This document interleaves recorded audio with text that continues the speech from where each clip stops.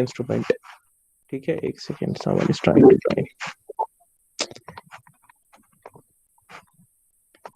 ठीक है, that is known as a ballistic instrument.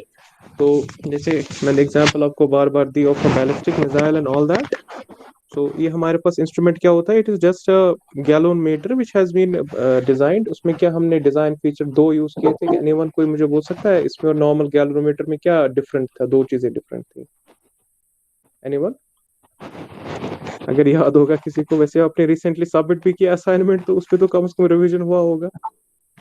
क्या दो डिफरेंट थी चीजें in a ballistic galvanometer compare to a normal d'Arsonval galvanometer जो हमने देखा, परमानेंट मैग्नेट कंस्ट्रक्शन वाला? There were two things. अरे कोई तो बोलो यार, हेलो तंजीब, यस सर। अरे क्या डिफरेंस है इसमें और नॉर्मल गैलोमीटर में? दो चीजें मैंने बोली थी आपको यार, मैं क्या मुशीद होता जल्दी। मैंने एग्जांपल वहां पर दी थी शायद पेंडुलम की,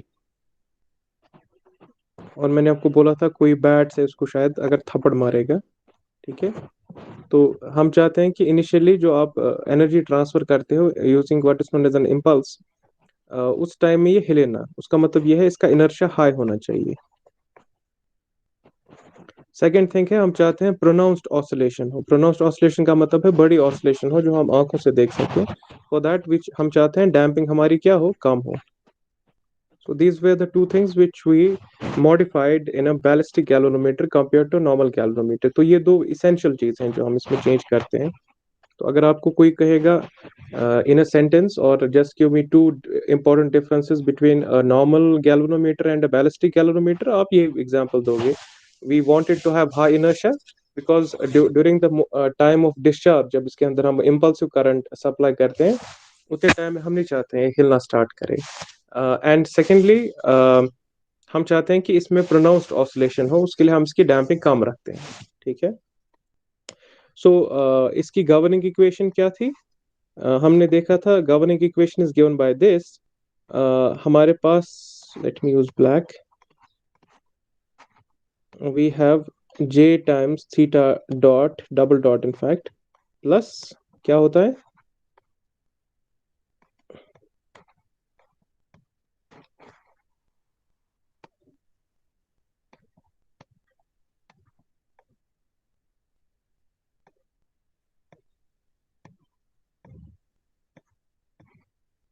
ये था ना? ओके यहाँ ये जो ये वाला होता है, क्या नाम है इसका, coefficient j, this is inertia, moment of inertia जिसको हम कहते हैं। जितना मास आपका ज्यादा होगा, जितना मास आपके एक्सिस से दूर होगा, इसका ये ज्यादा होता है। इसका यूनिट अगर आपको याद होगा, SI unit is kilogram metre square. It is mass into distance square. तो मास आप इंक्रीज करोगे या सेपरेशन आप इंक्रीज करोगे मास की with respect to axis, inertia will increase. In other words, if you have a heavy object और even if you have a light object, लेकिन उसका जो मास डिस्ट्रीब्यूशन है compare to its axis, it is far away, तो हम कहेंगे उसका moment of inertia high होता है। सो इसलिए अगर आपने देखा होगा, मतलब जस्ट एज एन एसाइड, अगर आपको कहीं पर चाहते हो ना कि आपका इनर्शिया ज्यादा हो, ज्यादा होने का मतलब यह है to produce a given acceleration require a larger amount of torque, ठीक है। एक सिंपल तरीका होता है, आप सॉलिड के बजाय हॉलो मटेरियल बनाओ। For example, you have two objects like this, they have the same radius, दोनों आपके पास सिलिंड्रिकल ऑब्जेक्ट्स हैं। इसमें मास आपका फैला हुआ है थ्रू आउट द, क्या नाम है इसका, ऑब्जेक्ट, मतलब वॉल्यूम डिस्ट्रीब्यूशन है मास की। इसमें जो सेम मास है, लेट्स अज्यूम 1 किलोग्राम मास है, यहाँ पर भी हमारे पास 1 किलोग्राम मास है, but it is all of it is present only in the surface. उसका मतलब यह है this is an hollow object, इसका इनर्शिया ज्यादा हाई होता है। So this is one important reason why कि अगर आप देखोगे जो हमारे पास वो पोल्स होते हैं, डिस्ट्रीब्यूशन पोल्स, वो हॉलो होते हैं, अगर आपने कभी देखा होगा उनको, आप मतलब टेन टेन करो तो आपको आवाज समझ आएगी। रीजन इज, जितना आप उसको ज्यादा रखोगे inertia, to to twist it, यानी कि उसको रोटेट करने के लिए या घुमाने के लिए या तो उखाड़ने के लिए आपको ज्यादा टॉर्क की जरूरत पड़ेगी। तो बेसिकली हम क्या करते हैं यहाँ पर, अगर सेम इनर्शिया आपको यहाँ दोनों में चाहिए। यहाँ पर 1 किलोग्राम के बजाय अगर आप, मुझे नहीं पता एग्जैक्ट फॉर्मूला क्या, it is I guess 0.25, 1/4, but you will have to confirm this. अगर इसका 1/4 वजन का भी आप कोई हॉल ऑब्जेक्ट बनाओगे, you will get the identical inertia. So यहाँ पर 1/4 का मतलब है यू विल मे बी रफली 1/4 होगा कॉस्ट, एंड वेट भी कम होगा, ट्रांसपोर्टेशन वगैरह इजी होगी। Anyway, so let us go back. Theta dot का कोएफिशिएंट क्या होता है anyone? And for that matter what is the coefficient of, क्या है इसका नाम, theta? This is C, and ये क्या था, वाज इट के? एनीवन? अरे यार कोई तो बोलो, के ही था ना? Yes sir. Hello? Yes sir, की था। ओके, के क्या कोएफिशिएंट होता है, ये क्या डिनोट करता है? ये क्या, ये टर्म क्यों है यहाँ पर? why is this term present, why is this non-zero, in other words why is k non-zero? यार बोलो ना जल्दी, क्या हो गया आपको? अरे कोई गर्ल देगी जवाब, सिर्फ तंजीब जवाब देता है। एक second, let me look at the girls.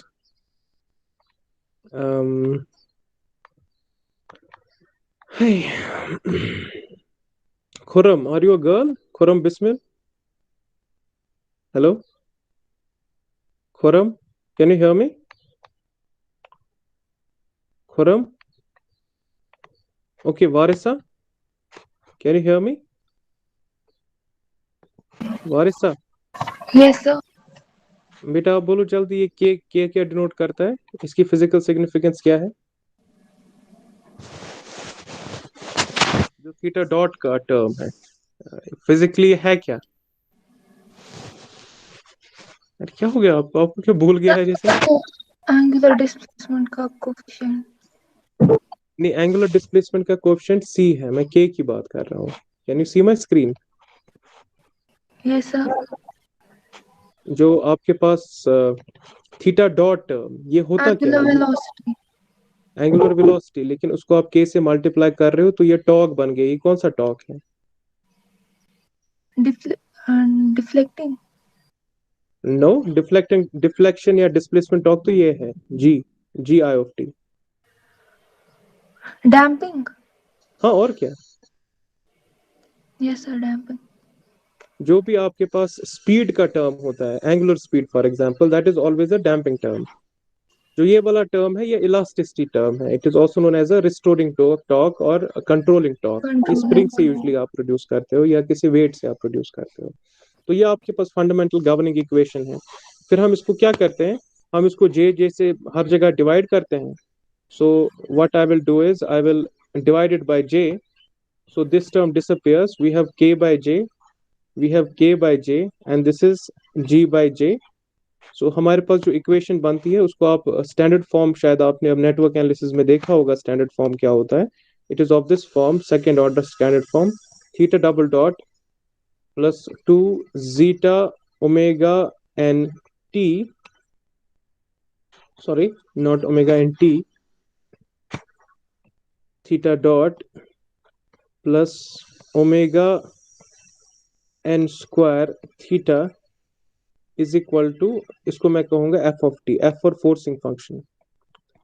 फिर ये जो हमारे पास डिफरेंशियल इक्वेशन है उसका सॉल्यूशन हम देखते थे, it is always formed of two terms. एक हमारे पास होता है particular integral, the other term is known as, क्या कहते हैं उसको, उसको हम कहते हैं कॉम्प्लीमेंट्री फंक्शन। ठीक है, तो हमने इस पर्टिकुलर केस में क्या हमने देखा, हमने देखा जो हमारे पास इसका जो इनपुट है I of T, if you refer to your notes, it is of this form, q times delta of t। ठीक है, जो आपके पास करंट फ्लो हो रही है, सर आप देखिए, कोई मत वेटिंग में है, प्लीज उसको एलो कीजिए। कोई वेटिंग में मत है। ओके, किया मैंने एडमिट। ठीक है, ये जो हमारे पास ये क्यू वगैरह था, ये किसके बराबर है? It is basically like this. अगर आपको थोड़ा याद होगा किस स्ट्रक्चर की बात मैं कर रहा हूँ, we have a magnetic core, primary side पे हमारे पास वाइंडिंग है, सेकेंडरी साइड पे हमारे पास वाइंडिंग है। मैं क्या करता हूँ, ऑन दिस साइड मैं करंट को रैपिडली उसकी डायरेक्शन रिवर्स करता हूँ by using a reversing switch, battery polarity मैं अप्लाई करता हूँ, रिवर्स करता हूँ। से फ्लक्स की डायरेक्शन रिवर्स होती है, स्टेप चेंज होता है फ्लक्स का, तो हमारे पास एक इम्पल्सिव ईएमएफ जनरेट होता है। वो इम्पल्सिव ईएमएफ आपके गैल्वेनोमीटर को के साथ कनेक्टेड है, जी के साथ, तो वो एक इम्पल्सिव करंट जनरेट करता है, आई ऑफ टी। वो impulsive current is directly proportional to that impulsive EMF, which in turn is directly proportional to the flux level.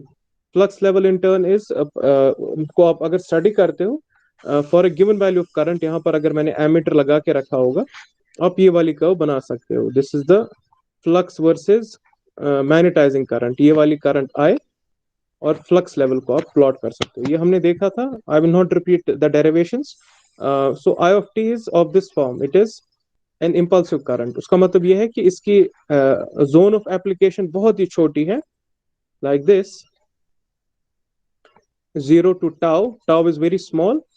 इसका जो एरिया है इसका, that is equal to Q, which in turn is proportional to flux level, जैसे हमने देखा था। फिर हम जब इस पर्टिकुलर सिस्टम में जाते हैं, इनिशियली की बात मैं कर रहा हूं, अगर आप यहां पर देखोगे,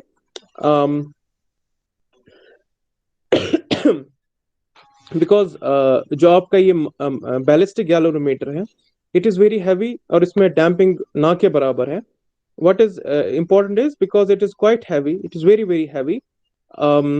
ये पहले हिलता नहीं अपनी पोजीशन से, ठीक है, एंड क्योंकि इसमें डैम्पिंग बहुत छोटी है, सो इनिशियली एटलीस्ट जब तक उसकी स्पीड थोड़ी बड़ी नहीं होगी, this term is very small, so this term initially is neglected and this term is in fact zero initially. Reason is because of high inertia, and here the reason is because of low damping.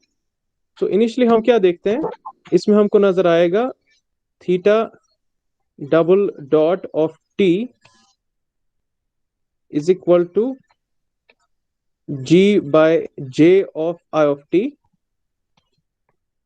उससे हमने पाया, अगर आप integration वगैरह करोगे on both sides, refer to your notes, हमने देखा initial value of जो इसकी स्पीड होती है,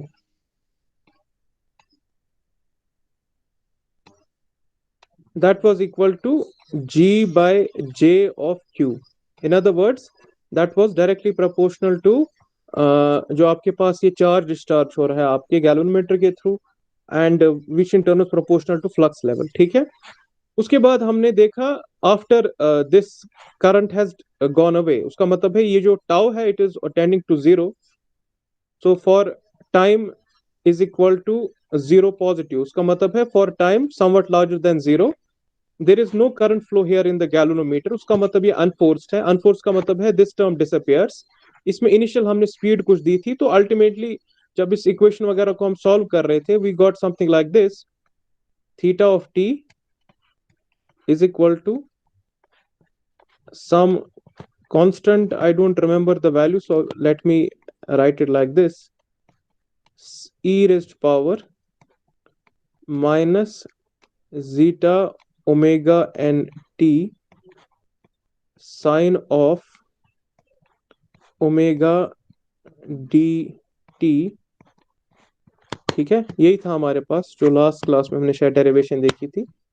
फिर कोई मुझे कह सकता है k1 का वैल्यू किसके बराबर था, if you refer to your notes.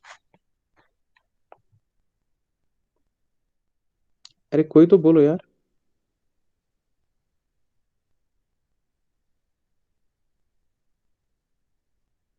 Hello, इस कांस्टेंट का क्या वैल्यू था?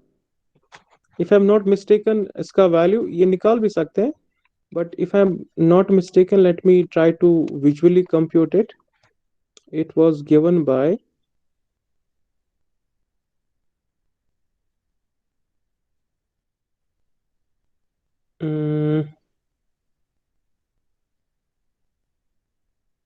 ये शायद इसके बराबर होगा, this is G by J Q omega divided by omega D होना चाहिए, हाँ इसके बराबर था, where omega D is the damped frequency given by this expression, because कहाँ गया मैं, ये जो हमारे पास डैम्पिंग है ये वेरी स्मॉल है, so zeta square is even smaller, 1 minus a very small number is 1, square root of 1 is 1.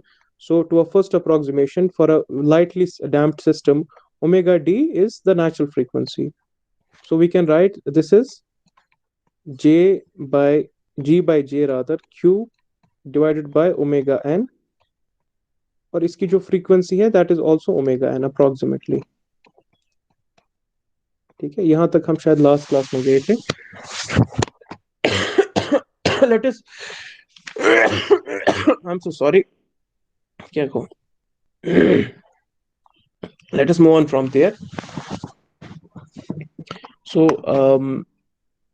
okay, so यहां पर आप देखो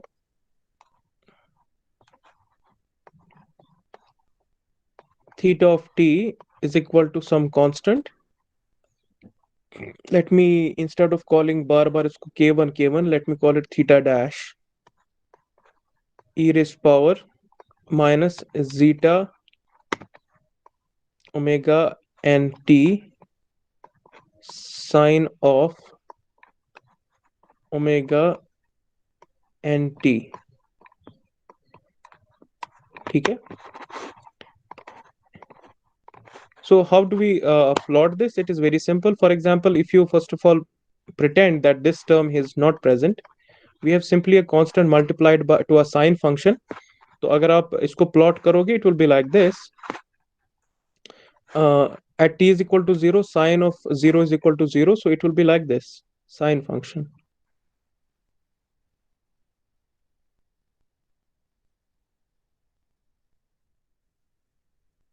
ये थोड़ा टेढ़ा मेढ़ा साइन फंक्शन बन गया, but hopefully you have understood. तो साइन फंक्शन की खसूसियत क्या होती है, जो इसके पीक वैल्यूज होते हैं और जो उसके ट्रॉफ वैल्यूज होते हैं देर एग्जैक्टली इक्वल, खाली उनमें साइन का फर्क होता है। And the peak as well as the trough value, these remain constant, these do not change with respect to time, so if only this theta dash is present. But because in practice we also have a decaying term, so yeah, this is not exactly like this. तो यहाँ मैं बना लेता हूँ, हमारे पास ये decaying term है, so यहाँ मैं थोड़ा exaggerate कर रहा हूँ। It is like this, it is like this. So in the presence of this exponential term, in other words, in the presence of damping, this term कब गायब होगा? If I put zeta is equal to 0, e raised power 0 is 1, तब ये 1 बनेगा। Otherwise, it is a number which is always less than 1 or equal to 1, only at t is equal to 0. So because you're multiplying by an entity which is less than or equal to 1, you are reducing the magnitude. तो ऐसा बनेगा आपको। It is something like this, यहाँ तक ही पहुंचेगा, फिर यहाँ पर खाली यहाँ तक ही पहुंचेगा, फिर यहाँ पर ऐसे जाएगा, फिर यहाँ पर ऐसे जाएगा, फिर यहाँ पर ऐसे जाएगा, and all that. So as you can see, what is the difference between the red waveform and the blue waveform? The blue waveform has a constant persistent oscillation, वो खत्म नहीं होता कभी। लेकिन ये वाली वेवफॉर्म आपके पास क्या ऑसिलेशन दिखा रही है, पहले ज्यादा है, फिर उसका मैग्नीट्यूड कम हो रहा है, पीक का वैल्यू कम हो रहा है, फिर नेक्स्ट ट्रॉफ का वैल्यू कम हो रहा है। तो अगर आप कॉन्जिक्यूटिव पीक्स एंड ट्रॉफ्स को देखोगे, this one here is larger compared to this here, which in turn is larger compared to this one here, which in turn is larger compared to this one here. तो progressively आपके पास जो ये peaks and troughs हैं वो immediately पहला जो peak या ट्रॉफ है उससे छोटा होगा। By looking at the decrease of these, आप इन्फर कर सकते हो कि आपके पास कितना है सिस्टम के अंदर, what is the word for it, मतलब what is the value of this theta dash? Why do we want to find out the value of this theta dash? Because we have seen that this k1 or theta dash is directly proportional to q, and q in turn is directly proportional to flux level. तो आप BH curve इससे बना सकते हो। ठीक है, तो कैसे निकालते हैं? एक्चुअली अब मॉडर्न जमाना है, nowadays this is done using a computer and all that, लेकिन पहले क्या होता था, we try to do it visually, मतलब आंखों से हम देखते थे। तब थोड़ी कॉम्प्लिकेटेड कैलकुलेशंस होती थी, वो हम देख लेते हैं। तो कोई मुझे शाबाश, कोई मुझे कह सकता है कि okay, maybe I will go back to this one here. Let us call this T1, this one is T2, this one is T3, this one is T4.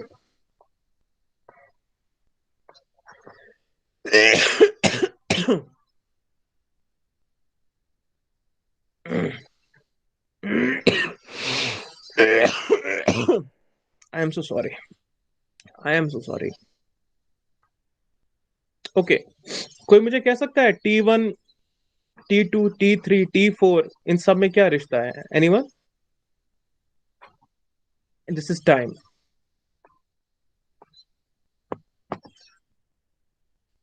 कैसे निकालेंगे? वही तो जल्दी गो क्या तो है. फॉर एग्जाम्पल T1 का मतलब क्या है? एट दिस पॉइंट ये जो आपके पास ये जो डिस्प्लेसमेंट वेव फॉर्म है इसका मैक्सिमम वैल्यू है.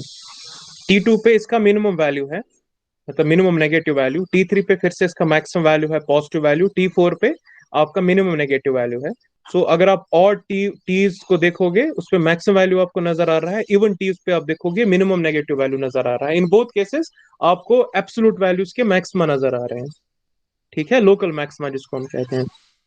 कैसे निकालेंगे? Again it's very simple. If you look at a sine function,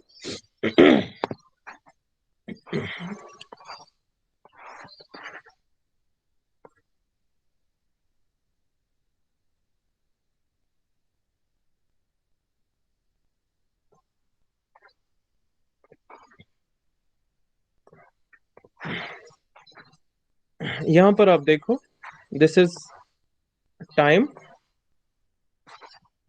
from this point to this point, this is one time period. क्योंकि इसमें अगर आप देखोगे एक पीक एक ट्रॉफ नजर आ गया, उसके बाद वेव फॉर्म आपकी रिपीट हो रही है. तो यहां पर आपको पीक वैल्यू नजर आ रहा है, यहां पर आपको क्या नाम है इसका, नेगेटिव पीक वैल्यू नजर आ रहा है. यहाँ पर पीक वैल्यू नजर आ रहा है, यहाँ पर नेगेटिव पीक वैल्यू नजर आ रहा है. कोई मुझे शाबाश बोल सकता है कि अगर from this point to this point, the I am talking about from this point to this point, length is capital T. So what is this length? ये लेंथ कितनी है? Anyone? Capital T by 2. T/4. No, it will be T by 4. आप देखो ना, simple है यहाँ पर. Let me use this temporary marker. यहां से लेकर यहां तक लेंथ आपकी टी है, तो यहां से यहां तक लेंथ होगी ना आधी, T/2. तो यहां से यहां कितनी लेंथ होगी? अरे कितनी होगी यार? T/4. It will B T/4. उसका मतलब यह है कि जो आपका T1 है, ठीक है, दिस इज T/4.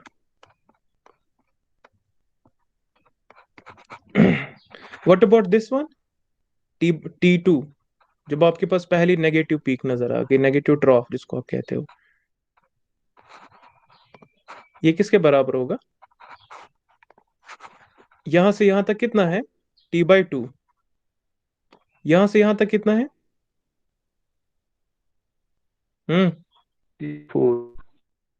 T4. तो फिर यहां से यहां तक कितना होगा? T/2 प्लस T/4, वो कितना हो गया? 3T/4. हाँ, तो ये है 0.25, ये है 0.75, है ना, 3/4. तो it will B, let me write it here, use a different pen maybe. This will be 3T/4. आपको पैटर्न नजर आ गया? This one is 1T/4, this one is 3T/4. ये क्या होगा फिर? T. hold on. Okay. हाँ 5T/4. हाँ, 5T/4.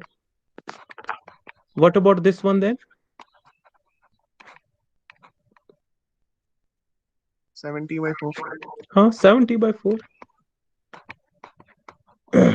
उसका मतलब यह है कि अगर आप देखोगे पैटर्न में आपको दिखाऊंगा, यह है T1, यह है T2, फिर है 3, फिर है 4, वही ना T3 T4 वगैरह. जहां पर आपके पास ऑड T1 या T3 या T5 पे अगर आप देखोगे T1 ये है, ये T2 है, वहां पर आपको पॉजिटिव पीक नजर आ रहा है. इवन जो आपके पास है T2 हो गया, T4 हो गया, T6 हो गया, वहां पर आपके पास नेगेटिव ट्रॉफ नजर आ रहे हैं. एनीवे, आपको लोकल मैक्सिमा या मिनिमा नजर आ रहा है जिसको हम कहते हैं. वहां पर क्या है, पहला टी किसके बराबर है? This is t/4 1, this is 3t/4, ठीक है, this is 5t/4, this is 7t/4। Hopefully आपको समझ आ गया, by looking at the graph आप ये बोल सकते हो। तो अगर आप देखोगे ये जो हमने नंबरिंग की है 1 2 3 4, ये सिंपल आपके पास नेचुरल नंबर्स हैं। यहाँ पर अगर आप देखोगे t/4 तो कांस्टेंट है। ये जो इनके कोएफिशिएंट्स हैं, पहला 1 है, फिर 3 है, फिर 5 है, फिर ये 7 है। 1 3 5 7 के बाद 9 फिर 11। ये कौन से नंबर्स हैं? ये आपके पास ऑड नेचुरल नंबर्स हैं। They form an arithmetic progression. तो मुझे आप बोल सकते हो कैसा? यहाँ पर आप देखो, फॉर एग्जाम्पल 3t/4 को मैं ऐसे लिख सकता हूँ ना, it is equal to 1 + 2 times t/4। इसको मैं लिख सकता हूँ 1 + 2 × 2 t/4। ये डॉट मींस इनटू है, बिकॉज 2 × 2 इज 4, 4 + 1 इज 5। यहां पर क्या लिखूंगा 7 को? इट इज 1 + 3 × 2 t/4, ठीक है। यहां पर आप देखो, इसको मैं नहीं लिख सकता हूं 1 +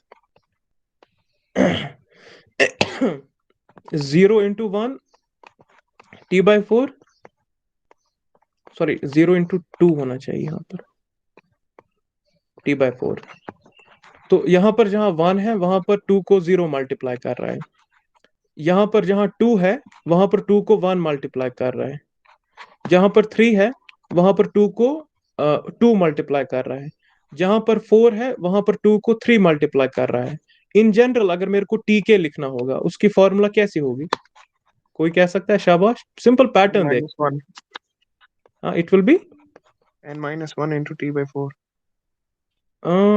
not n-1, it will B 1 + 1 plus n-1 k-1 × 2। यहाँ देखो ना पैटर्न, यहाँ देखो, यहाँ पर है 1 1 हर जगह है, ठीक है, यहाँ भी 1 है, यहाँ भी 1 है, यहाँ भी 1 है, तो मैंने यहाँ भी 1 रखा। प्लस भी हर जगह है तो मैंने वहां रखा। 2 भी हर जगह है, यहाँ 0 × 2 है, यहाँ 1 × 2 है, यहाँ 2 × 2 है, यहाँ 3 × 2 है। उसके बाद जो 2 का मल्टीप्लायर है दैट चेंजेस।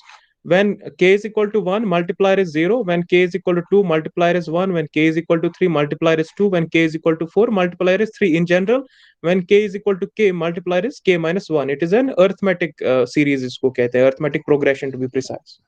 ठीक है? Is this clear? Is this clear or not? Sorry? yes sir हाँ, तो इसको अगर मैं एक्सपेंड करूंगा, ये बनेगा 2 × k -2 -2 + 1 कितना हो जाएगा? -1। सो मैं इसको ऐसे लिख सकता हूँ, it is equal to 2 times k -1 × t/4, where t is the time period, ठीक है। सो टाइम पीरियड और जो आपका ये होता है, क्या नाम है, फ्रीक्वेंसी, उनमें ये रिश्ता होता है, time period is equal to 2π/ω0 या ω/n इस वाले केस में, ठीक है। Is this clear? So t/4 अगर मैं इसको 4 से डिवाइड करूंगा, यहां पर, यहां भी करूंगा 4 से डिवाइड, न्यूमरेटर में 2 है, डिनोमिनेटर में 4 है, 2/4 बन जाएगा 2। तो जो आपके पास t/4 है that is equal to pi divided by 2ω/n, ठीक है, बिकॉज 2 न्यूमरेटर, डिनोमिनेटर में 4, वो बन जाएगा 1/2। So let is go back to this expression.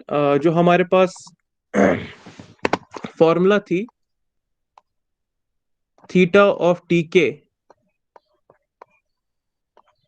let me call it θ1, k, this is equal to θ dash e raised power minus zeta omega n I'm so sorry, tk sine of omega n tk,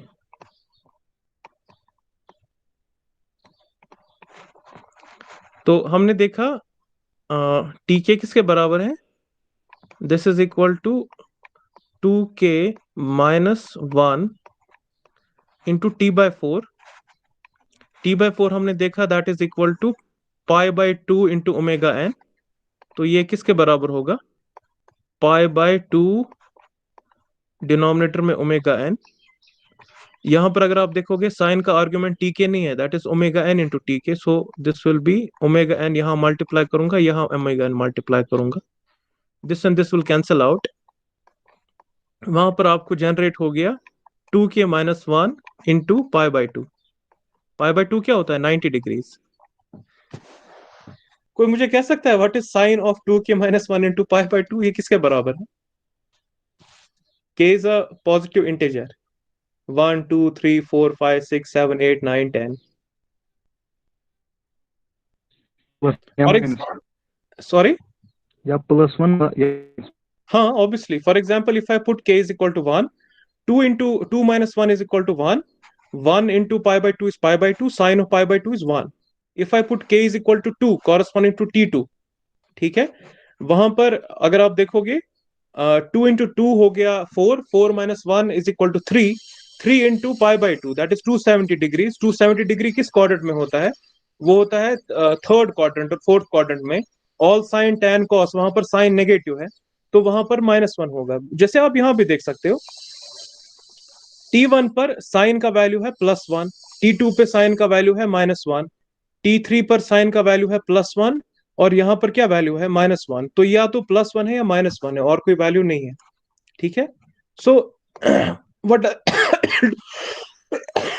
what I will do is, instead of calling looking at plus के minus, मैं खाली absolute value की बात करता हूं। So I will put this is like this, mod it is equal to, इसका mod theta dash positive है, e raise पर एनीथिंग पॉजिटिव है, इसका मॉड हमने देखा अगर ये 1 या प्लस माइनस 1 है, उसका मॉड 1 के बराबर है, ठीक है।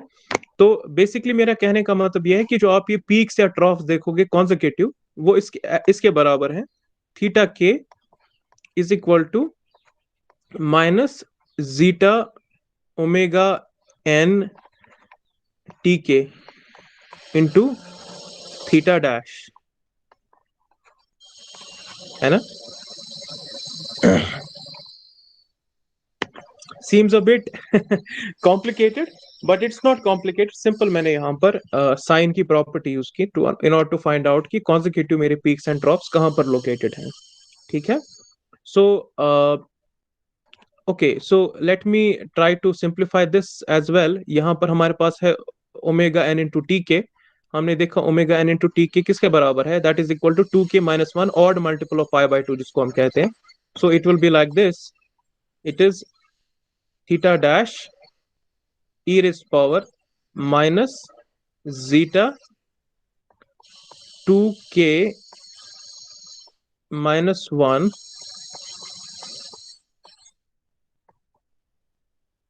π/2।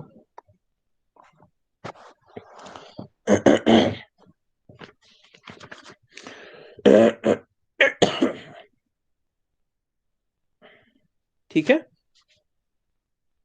हेलो, इज दिस ये आपको आया समझ, ये कहां से आया हो, ठीक है। सो आई विल क्विकली मैं इसकी क्या नाम है इसका देख लेता हूं। अगर आप थीटा 1 को करोगे divide by theta 2, you will get an expression of this form।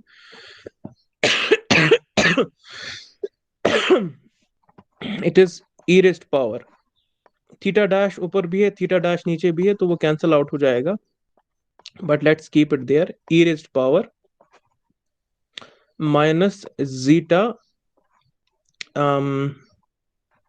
ये है π/2,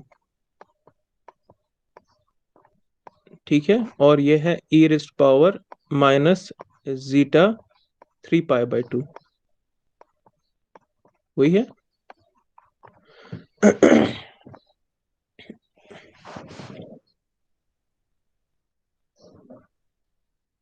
ठीक है, हेलो, आवाज आ रही है कि मैं अपने साथ ही बात कर रहा हूँ?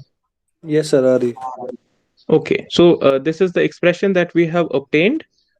Let us now proceed even further and देखते हैं कि इसमें क्या निकल सकता है. So अगर आप ये देखोगे, this will cancel each other out.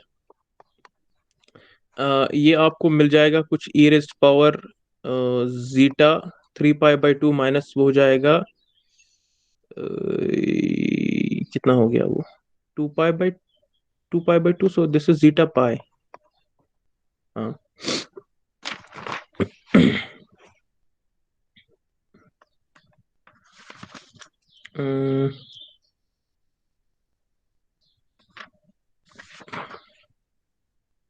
Okay, so finally अगर इसको मैं log निकालूंगा on both sides, log e θ1/θ2, that is equal to logarithm of log, natural logarithm है ये, e raised power zeta pi.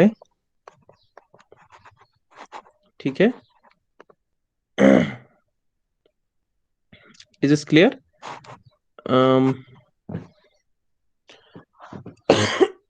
हो परेशानी है, खान खान चुका सान. ओके, सो -π/2 हो जाएगा पाई. हाँ, सो मुझे कोई कह सकता है इसका वैल्यू क्या है? log e raised power something का आप log निकाल रहे हो, वो किसके बराबर होगा?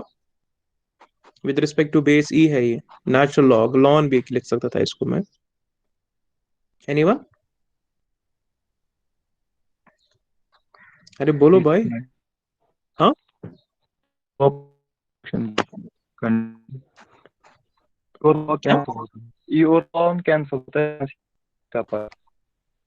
मतलब फाइनल रिजल्ट क्या है? आपकी आवाज कट रही है. हाँ, जीटा पाई. इसको हम शॉर्ट में लिखते हैं delta, sorry lambda, which is also known as logarithmic decrement. ठीक है, तो बस इतना ही है इसके अंदर. बेसिकली मैंने इस फॉर्म में क्यों इसको आपको लिखा, it is not very important. इस पर्टिकुलर फॉर्म में हम बेसिकली देखो क्या करते हैं इसमें physically. What we try to do is we our aim ultimately is to find out what is the value of this term here theta dash, और for that matter θ1.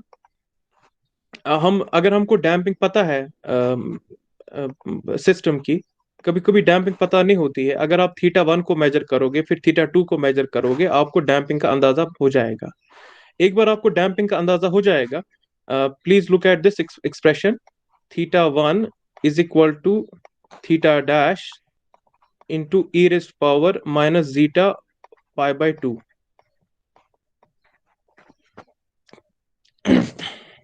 ठीक है, so if you know the value of zeta you can calculate e raised power minus zeta π/2, and if you know the value of θ1 जो आप experimentally observe कर रहे हो, उससे आपको थीटा डैश का वैल्यू पता चलेगा. थीटा डैश का वैल्यू अगर आपको पता चल गया, यू कैन ये है theta dash, knowing these other constants of the galvanometer as well, you can find out the value of q. Q का आपको पता चल गया तो हमने देखा था, उससे आप बेसिकली B का वैल्यू, फ्लक्स का वैल्यू निकालोगे. फ्लक्स का वैल्यू आप निकालोगे for different values of current, आप ये BH कर्व बना सकते हो. सो इससे आपका ये खत्म हो गया. क्या नाम है इसका, magnetic measurement. If you have any questions please ask now. कोई सवाल है?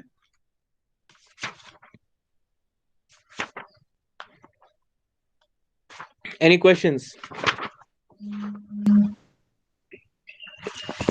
हेलो. अच्छा, मुझे एक्चुअली आई गेस मैं I will start the next topic in the next class. So if there are, I will stop the recording here. If there are any questions, please